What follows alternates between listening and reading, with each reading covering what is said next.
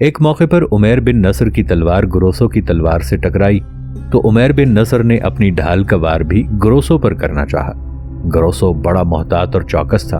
وہ فوراً اپنی ڈھال کو سامنے لے آیا تاکہ عمیر بن نصر کی ڈھال کو اپنی ڈھال پر روکے، لیکن عمیر بن نصر بھی چوکس تھا۔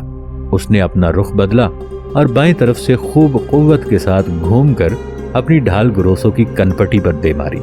عمیر کی طرف سے کنپٹی پر ڈھال کی ضرب لگنے سے گروسو چکرا سا گیا تھا۔ اس موقع پر فائدہ اٹھانے کی خاطر عمیر بن نصر نے دوسرے رد عمل کا اظہار کیا اور ایک زوردار لات گروسو کے پیٹ پر دے ماری۔ گروسو بل کھاتا ہوا دور جا گرا۔ عمیر بڑی تیزی سے آگے بڑھا، گروسو کی تلوار پر اپنا پاؤں رکھ دیا، پھر اس نے اپنی تلوار بھی گروسو کی گردن پر رکھ دی۔ یہ بڑا انوکھا اور نیا سا سما تھا۔ گروسو انتہائی بے بسی کے عالم میں زمین پر گرا ہوا تھا۔ اس کا چہرہ ندامت اور خجالت میں سرخ ہو چکا تھا۔ جب عمیر بن نصر نے جھک کر گروسو کے ہاتھ سے اس کی ڈھال چھیننا چاہی تو گروسو نے چالاکی سے کام لیتے ہوئے اپنی ڈھال عمیر بن نصر کی ڈھال پر مارنا چاہی، لیکن عمیر فوراً ایک طرف ہٹ گیا اور اپنی ڈھال کو گروسو کی ڈھال سے ٹکرا دیا۔ اسی دوران عمیر بن نصر نے ایک جھٹکے کے ساتھ گروسو کی تلوار چھین لی۔ گروسو کی تلوار چھیننے کے بعد عمیر بن نصر پیچھے ہٹ کر کھڑا ہو گیا، پھر منگول منصف کی طرف دیکھتے ہوئے پوچھنے لگا، کیا میں اس قبرصی سے مقابلہ جیت چکا ہوں؟ منگول محبت سے کہنے لگا، ہاں تو یقیناً یہ مقابلہ جیت چکا ہے۔ عجیب سی فاتحانہ مسکراہٹ میں عمیر بن نصر نے گروسو کی تلوار ایک طرف پھینک دی اور اسے مخاطب کر کے کہنے لگا، قبرصی اپنی تلوار اٹھا، میرے ساتھ مقابلہ کر، اپنی قسمت آزما تاکہ تجھے کوئی شک و شبہ نہ رہے۔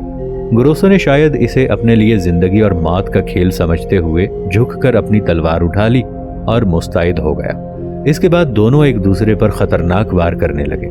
قبرصی جو اپنے آپ کو ایک پیشہ ور تیغزن خیال کرتا تھا اور یہ محسوس کرتا تھا کہ وہ اپنے مد مقابل کو بہت جلد زیر کر دینے والا ہے، اب وہ اپنی پوری کوشش، اپنا پورا جتن کرتے ہوئے کسی نہ کسی طرح عمیر بن نصر کو اپنے سامنے زیر کرنے میں لگ گیا۔ پھر اس نے محسوس کیا کہ عمیر بن نصر کے مقابلے میں اس کی بات بن نہیں رہی تھی، اس لیے کہ اس پر تھکاوٹ طاری ہونے لگی تھی، جبکہ اس نے دیکھا کہ اس کے مقابلے میں وہ عرب تاجر ابھی تک تازہ دم تھا۔ اب گروسو کی بے بسی کی کوئی انتہا نہ رہی، اس لیے کہ عمیر بن نصر نے اپنے حملوں میں پہلے سے بھی زیادہ تیزی اور خونخاری پیدا کر لی تھی۔ بڑے خوفناک انداز میں وہ گروسو پر حملہ آور ہو رہا تھا۔ گروسو پہلے ہی تھکاوٹ محسوس کر رہا تھا۔ اس نے محسوس کیا کہ عمیر بن نصر کے حملوں نے ایک طرح سے برف اس کے جسم میں بھر دی ہے۔ تب اس کے چہرے پر پریشانیاں رقص کرنے لگی تھی۔ کچھ دیر عمیر بن نصر ہولناک انداز میں اس پر حملہ آور ہوتا رہا، پھر اس نے زوردار انداز میں خداوند قدوس کی عظمت اور اس کی برتری کی تکبیریں بلند کی۔ ساتھ ہی اس نے گروسو پر حملہ کیا، اور ایسا حملہ کیا کہ گروسو کی تلوار کٹ گئی اور اس کا ایک حصہ زمین پر گر پڑا اور دستہ اس کے ہاتھ میں رہ گیا۔ ایسا ہونے کے بعد بڑے کرخت لہجے میں گروسو کو مخاطب کرتے ہوئے عمیر بن نصر کہنے لگا، قبل اس کے کہ میں ہولناکی اور ہلاکت خیزی سے تیرے خلاف حرکت میں آؤں اور تیرے اعضاء کو لخت لخت کر دوں، تو اپنی کٹی ہوئی تلوار زمین پر پھینک دے، اسی میں تیری بہتری اور بھلائی ہے۔ اگر تو نے میری بات نہ مانی تو تجھ پر حملہ آور ہوں گا اور تیری گردن کاٹنے سے بھی دریغ نہیں کروں گا۔ گروسو نے اپنی تلوار اور ڈھال زمین پر گرا دی۔ پھر عمیر بن نصر کہنے لگا، پورے 10 قدم گن کر ایک طرف ہٹ کر کھڑے ہو جاؤ۔ گروسو حرکت میں آیا اور پورے 10 قدم ہٹ کر ایک طرف کھڑا ہو گیا۔ عمیر بن نصر آگے بڑھا، اپنے سر سے امامہ اتارا، تلوار اس نے اپنی نیام میں کی، ڈھال پیچھے باندھی، پھر آگے بڑھ کر وہ اپنا امامہ گروسو کے گلے میں ڈالنے لگا تو گروسو نے فوراً لگاتار 3 مکے عمیر بن نصر کی گردن اور پیٹ پر دے مارے۔ عمیر بن نصر بڑی بے بسی کے عالم میں زمین پر گر گیا۔ اس کے گرنے سے فائدہ اٹھانے کی خاطر گروسو بھاگ کر اپنی کٹی ہوئی تلوار اور ڈھال کی طرف جانا چاہتا تھا، لیکن عمیر بن نصر نے اپنا پاؤں گروسو کی ٹانگوں میں پھنسایا اور گروسو کو اپنے قریب ہی گرا لیا۔ پھر کسی خوفناک اور انتقام پر اترے ہوئے تیندوے کی طرح عمیر بن نصر اٹھا۔ گروسو کا آہنی خود اس نے اس کے سر سے اتارا اور اس کے بعد انتہائی غضبناکی کی حالت میں گروسو کو بالوں سے پکڑ کر اس نے اٹھایا۔ اس کے خود سے اس نے گروسو کے سر پر ضربیں لگانا شروع کر دی۔ اس کے چہرے، اس کے شانوں اور پیٹھ پر عمیر بن نصر نے اس کے آہنی خود سے خوب ضربیں لگائی۔ اس کے بعد 3-4 گھانسے بھی گروسو کے پیٹ اور چہرے پر دے مارے۔ گروسو بے سدھ ہو کر زمین پر گر گیا تھا۔ नाजरीन, आगे बढ़ने से पहले कमेंट सेक्शन में हमें अपनी आरा से जरूर आगाह कीजिएगा कि आपको हमारी ये सीरीज कैसी लग रही है। आइंदा आने वाली इक़्तिसाद से बाखबर रहने के लिए हमारे चैनल को सब्सक्राइब कर लें और साथ मौजूद बेल आइकॉन को जरूर क्लिक कर लें। शुक्रिया। इस कदर कार्रवाई करने के बाद उमैर बिन नसर पीछे हटा, अपना इमामा उठाया और वो इमामा उसने ग्रोसो के गले में डाल दिया। फिर करीब ही खड़े हुए मुंसिफ मंगोल की तरफ देखा और पूछा, मेरे अजीज, तेरा इंसाफ क्या कहता है? क्या ये मुकाबला मैं जीत नहीं चुका? मंगोल मुस्कुरा दिया, आगे बढ़ा, कहने लगा, ये मुकाबला तू बहुत पहले का जीत चुका है, तू मेरे साथ आ। इसके साथ ही उमैर बिन नसर अपने इमामे की मदद से ग्रोसो को जमीन पर घसीटता हुआ उस समत बढ़ा जहां छकड़े पर एक समत बातो, बख्ताई, सरताक और बिरकाई बैठे हुए थे। मंगोल मुंसिफ उसके साथ था। छकड़े के करीब जाकर एक गहरी निगाह बातों पर डालते हुए उमैर बिन नसर बोल उठा, साईं खान, ये कब्रसी तेगजन ग्रोसो है। खुले मैदान में तेगजनी के मुकाबले में मैंने इसे जेर कर दिया है। जिस मंगोल को इस मुकाबले का मुंसिफ मुकर्रर किया गया था वो भी मुझे फातेह और कामयाब करार दे चुका है।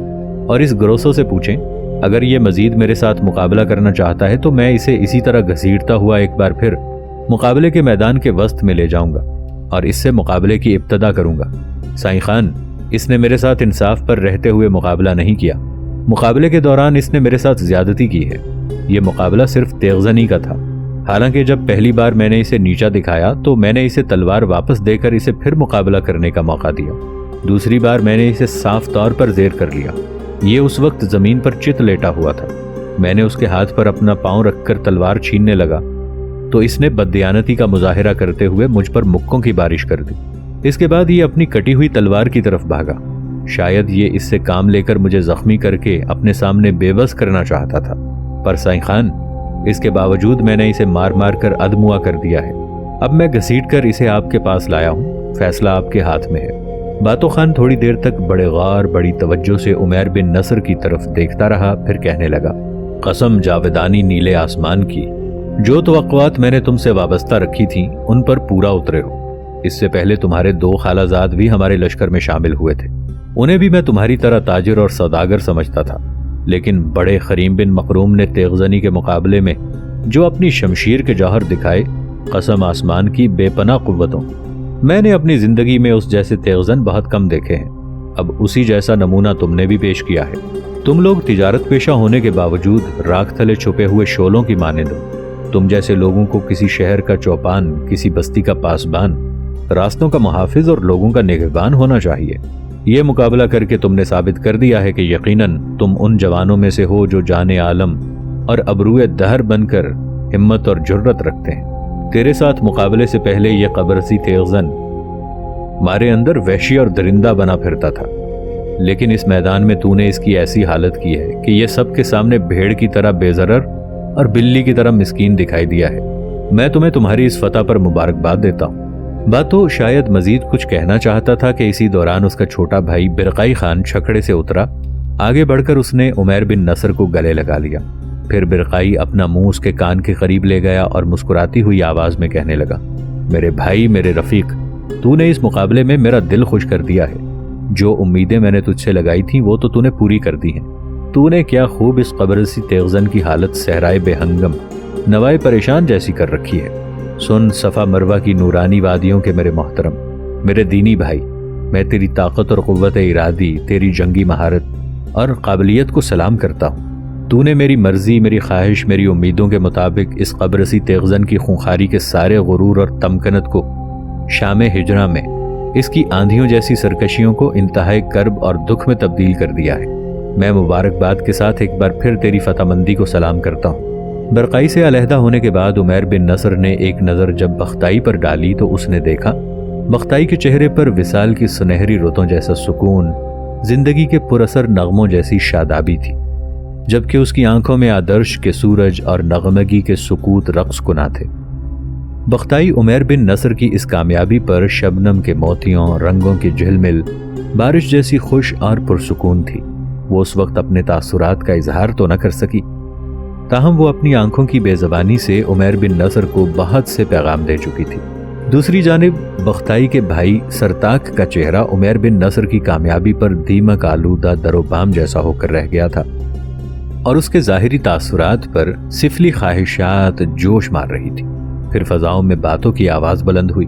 उसने अपने भाई बिरकाई को मुखातिब करते हुए कहना शुरू किया, मेरे अजीज भाई, अब जबकि ये इब्ने नसर गरोसो से मुकाबला जीत चुका है तो वादे के मुताबिक अब ये बख्ताई का हकदार है। मैं ये काम तेरे जिम्मे लगाता हूँ। आज शाम से पहले बख्ताई और उमैर बिन नसर की शादी का एहतमाम कर दो।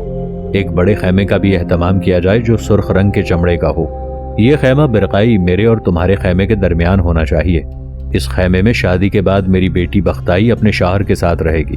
अब तुम उठो और ये सारे इंतजामात करो। इसके साथ ही बातू खुद भी अपनी जगह से उठ खड़ा हुआ। फिर वो बिरकाई अपनी बेटी बख्ताई, बेटे सरताक और उमैर बिन नसर को लेकर वहां से चला गया था। मुकाबला देखने वाले लोग भी अपने अपने योरतों की तरफ चले जा रहे थे। उसी रोज शाम से कबल ही उमैर बिन नसर और बख्ताई को रिश्ता अज़दवाज में बांध दिया गया था। बातो और बिरकाई खान के खैमे के दरमियान सुर्ख रंग के चमड़े का एक खैमा भी दोनों के लिए नस्ब करवा दिया गया था। सूरज गुरूब होने के करीब था। दरिया वोल्गा जो बेपना उलूम व फनून आलीशान हिकायात का अमीन था, जबरदस्त सल्तनतों की हैरत अंगेज सन्नाई, शानदार तमद्दुन और नजर फरेब तहजीबों का पासबान था। महपारों की बेअंत झलकियों, बेपना अदब लतीफ कसीफ के जखीरों को अपने अंदर छुपाए हुए था। आबाद खंडरों और पथरीले कौसारों से टकराता किसी टूटने वाले सितारे की तरह साइबेरिया की तरफ से आता हुआ जुनूब की तरफ भाग रहा था। उछलती बल खाती अपनी लहरों से जंगल में चीखती हवाओं को नामालूद करता जा रहा था। मौसमों की कैफियत को खातिर में ना लाते हुए बड़ी जांबाजी और फिदाकारी के साथ कोहसारों का जिगर चीरता हुआ सांप की तरह लहरें लेता अपनी मंजिल की तरफ रवां दवां था। ऐसे में करीम बिन मखरूम अपने लश्कर के साथ दरिया वोल्गा के किनारे किनारे उस जगह आया जहां दरिया वोल्गा एकदम बाएं जानिब को बल खाता हुआ व्लादिमीर की तरफ चला जाता है। वहां सामने की तरफ से वो मंगोल हरकारे आते दिखाई देते हैं जो उसकी मुहिम की कामयाबी के लिए बिरकाई खान ने पहले से उन इलाकों की तरफ रवाना कर दिए थे। उन्हें देखते ही अपने कारवां को करीम बिन मखरूम ने रोक लिया। इतनी देर तक मंगोल हरकारे भी करीब आ गए थे। लश्कर के सामने करीम बिन मखरूम, कुरैश, गोचलोक और कोजमान थे। मंगोल हरकारे जब करीब आए तब करीम बिन मखरूम उन्हें मुखातिब करके कुछ कहने ही वाला था कि आने वाले हरकारों में से एक उसे मुखातिब करते हुए बोल उठा, हम आप लोगों के लिए अच्छी और बुरी दोनों तरह की खबरें लेकर आए हैं। यहां तक कहने के बाद हरकारा रुका। फिर करीम बिन मखरूम को मुखातिब करके कहने लगा, पहले मैं उन इलाकों की कैफियत आपसे बयान कर दूं, इसके बाद मैं बताता हूं कि हमें क्या करना है। जहां इस वक्त आपने अपने कारवां को रोका है, यहां देखते हैं दो दरियाओं का संगम है। एक दरिया वोल्गा है जो बाएं तरफ को हो लिया है, दूसरा दरिया बेलाया है जो दाएं तरफ से आता है। जरा मशरिक में इस दरिया बेलाया में दो और बड़े बड़े दरिया मिलते हैं, एक दरिया कामा और दूसरा दरिया व्यातिका है। अब यूं जाने चार दरिया यहाँ आके अपने पानी को उड़ेलते हैं। इन चारों दरियाओं के दरमियानी हिस्से में जहाँ बर्फ पड़ी रहती है वहाँ घास भी खूब होती है। वादियों के अंदर लोग अपनी जरूरियात का अनाज भी उगा लेते हैं। जिस जगह आप लोग अपने लश्कर के साथ खड़े हैं, इससे थोड़ा बाएं जानिब जाएं तो दरिया वोल्गा के करीब ही काजान का बड़ा शहर है। अब फिक्रमंदी की जो बात है वो ये कि वो खाना बदोश सलाफ कबाइल जिनसे आप इंतकाम लेना चाहते हैं वो इन इलाकों में अकेले नहीं हैं। उनके अलावा इन इलाकों में दो और खाना बदोश कबीले भी हैं, एक कालमक और दूसरे जंगारी। सलाफ खाना बदोशों में कुछ नसरानी भी हैं, जबकि कालमक और जंगारी दोनों ही बुद्ध मत के पैरोकार हैं। इन तीनों वहशी खाना बदोश कबाइल का आपस में इत्तेहाद हो चुका है।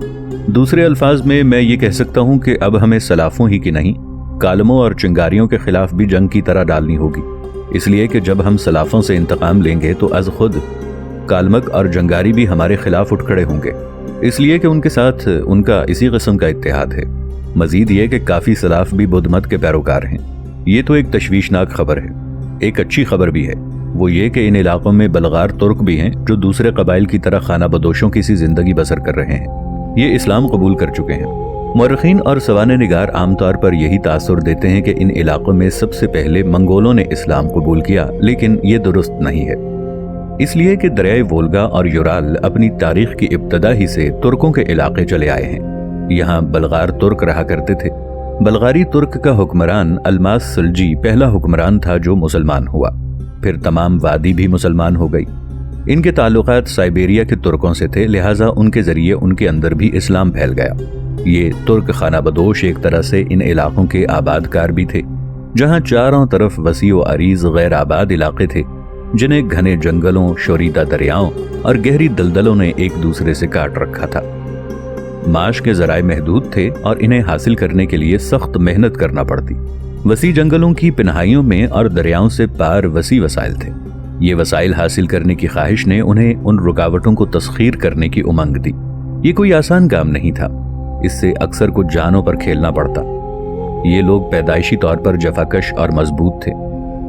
यहाँ के तबाई माहौल ने उन्हें और सख्त जान बना दिया था। उनके अंदर मुश्किलात पर काबू पाने की कुव्वत और सलाहियत पैदा हुई। शदीद मौसमों और पुरखतर हालात का मुकाबला करने के लिए तवानाई ने भी जन्म लिया और इन तख्लीकी कुव्वतों को जिला मिली जो खालिक ने इंसान की फितरत में वदीयत की हैं, जिनकी मदद से वो अपने आप को हर किस्म के संगीन हालात से निमटने के लिए तैयार कर लेता है। इस माहौल ने उन बलगारी तुर्क मुसलमानों की नफ्सियात पर गहरा असर डाला। मीलों तक फैले बर्फीले मैदानों, जंगलात के गहरे सायों और अफसुर्दा और खुनक फजाओं ने उनके अंदर सर्द महरी पैदा की। तबई और गैर तबई मुश्किलात पर काबू पाने की अजीमत और उनके साथ कशमकश ने उनके रवैये में सख्ती भर दी थी। अपने आप को जिंदा रखने की ख्वाहिश और माहौल और ज़माने की हलाकत खेजियों से महफूज रखने के एहसास ने उन्हें एहसास ज़ात का शऊर बख्शा और इस एहसास ज़ात ने उनकी सलाहियत को और साकिल कर दिया। इस एहसास ज़ात ही ने उनमें दूसरी कौमों से अजीम तर होने और अपने गिरदोपेश की कौमों को अपने सामने फरूतर समझने का जज्बा पैदा किया। ये मुखातिब होने वाला हरकारा थोड़ी देर के लिए रुका। इसके बाद खरीम बिन मकरूम को मुखातिब करते हुए वो दोबारा कह रहा था, बल्गारियों के सरदार से भी हमारी बात हुई है। यहाँ मैं ये भी कहता चलूं कि यहाँ बल्गारियों का एक गिरोह नहीं, कई खाना बदोश गिरोह हैं। इनके कई सरदार हैं। इनमें से एक के साथ हमारी बात हुई है। बल्गारी तुर्क सरदार का नाम बाला खान है। बहुत दलेर, बहुत शुजा और बहुत तवाना है। उसने वादा किया है कि वो सलाफों, कालमकों और जंगारियों के खिलाफ जरूर हमारी मदद करेगा। इन इलाकों के अंदर मजीद तब्दीली ये है कि यहाँ सलाफों, कालमकों और जंगारियों ने 3 मकामात को अपना मरकज बना रखा है और तीनों मकामात के दरमियानी हिस्से में वो अपने जानवरों को नई नई चरागाहों में लिए फिरते हैं। इन मकामात के दरमियानी हिस्से में वो अपने जानवरों को इन तीनों कबाइल का एक गिरोह दरियाए वोल्गा और दरियाए दयातका के दरमियान सरगर्दा रहता है। दरियाए दयातका के करीब उन्होंने पत्थरों और मिट्टी से एक शहर भी आबाद कर रखा है जहां वो अक्सर व बेशतर सरमा गुजारते हैं। इस शहर का नाम अर्जोम है। इन वहशी कबाइल का एक हिस्सा दरियाए कामा और दरियाए दयातका का जो दरमियानी इलाके हैं उनके अंदर सरकर्दा रहता है और उन्होंने भी अपना एक मुस्तकिल ठिकाना बना रखा है। नाम इसका गलसोजी है। इनका तीसरा हिस्सा दरियाए गामा और दरियाए बिलाया के दरमियानी हिस्से में जो चरागाहें हैं उनसे मुस्तफीद होता है और उनकी आमाजगा और उनका जो शहर है उसका नाम गंगोर है। अब जहां तक बल्गारी तुर्कों का ताल्लुक है तो वो जंगजोई और वहशत में इन तीनों खाना बदोशों से बाला हैं। इनका इलाका दरियाए बिलाया के जुनूब में है और औफा शहर इनका मरकज है। इनके सरदार बाला खान ने हमसे वादा किया है कि हमें जब भी इन वहशी कबाइल के खिलाफ मदद की जरूरत हुई वो जरूर हमारी जरूरियात का ख्याल रखेंगे। यहाँ तक कहते कहते आने वाले उस हरकारे को थोड़ी देर के लिए रुक जाना पड़ा, इसलिए कि पिछले हिस्से से बरकाई खान का दस्ते रास्त, तोराई खान और एक दूसरा मंगोल सरदार कशली खान अपने घोड़ों को दौड़ाते हुए वहां आ गए थे। शायद वो कारवान के पिछले हिस्से में सफर कर रहे थे जिस हिस्से में लश्कर के लिए खुराक और जरूरियात का दूसरा सामान था।